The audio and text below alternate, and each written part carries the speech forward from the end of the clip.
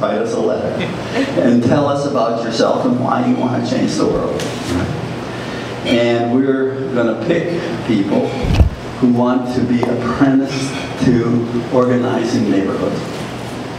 And we got about 80 responses. We looked them over, and since we had 20 particular organizations where we could place people, we picked the 20 that seemed most likely, just from reading about them at least. And so these 20 young people came, and the first day we got together, they were all in the room, we went around and introduced ourselves. And the last person there to introduce himself, I remember, was a tall, skinny guy with big ears and a funny name, Barack Obama. And so Barack was one of our first trainers, first people trained in neighborhood organizing in 1982, and 83 and 84. I had a lot of wonderful opportunities to be with him. But toward the end of those 3 years, he came to me and he said, you know, I want to go into public life. I think I can see what can be done at the neighborhood level, but it's not enough change for me. I want to see what would happen in public life. And I said, he said, I think I have to go to law school to do that, to get into public life, be elected official. So he said, would you write me a letter of reference? You're the only professor I know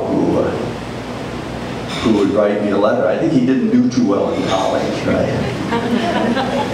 So I wrote him a letter, but before I wrote it, I said, Barack, I want you to think a little about this question, because what you've been involved in is advocacy.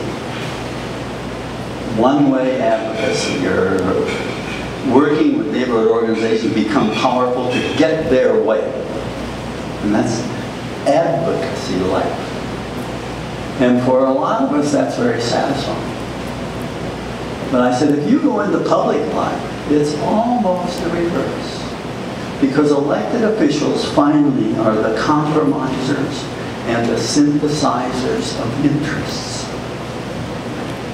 And I said to him, do you think you'd be satisfied now that you've been a powerful advocate to be somebody who brings people together?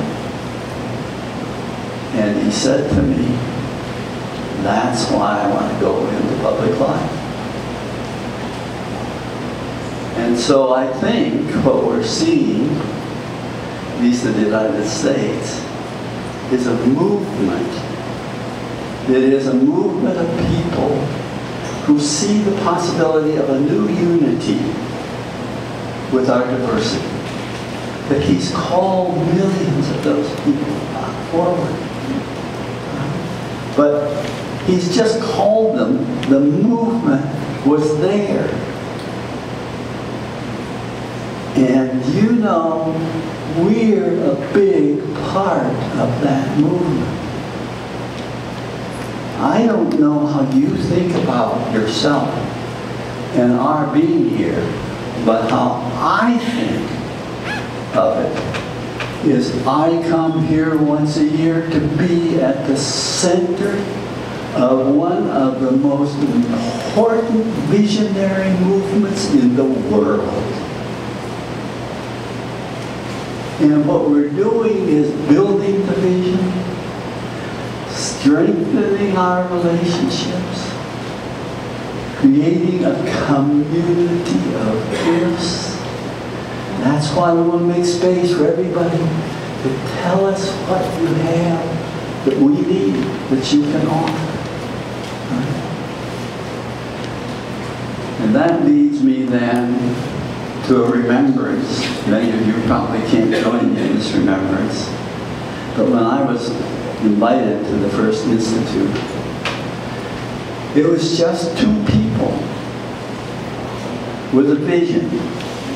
And one was Marcia Forrest, and the other was Judith Snow. And Marcia Forrest was absolutely sure that what this was about is it's a movement. And so I want to remind us of what she tells us. We're here. We're the center of a movement. We influence millions around the world by our vision. And then there is still with us Judith Snow. And you all must have met Judith by now. Marcia is the visionary who arches above us. Judith is the vision who lives among us. And so I want you especially to listen to what she has to offer, because she's the heart of the matter. She's the voice of this movement from the beginning. So all those reasons are reasons to be here. Because you're in a glorious country. Because you're a mosaic of gifts in this room. And because we are the heart of one of the most important movements in all of this work. So I appreciate you inviting me. Thank you.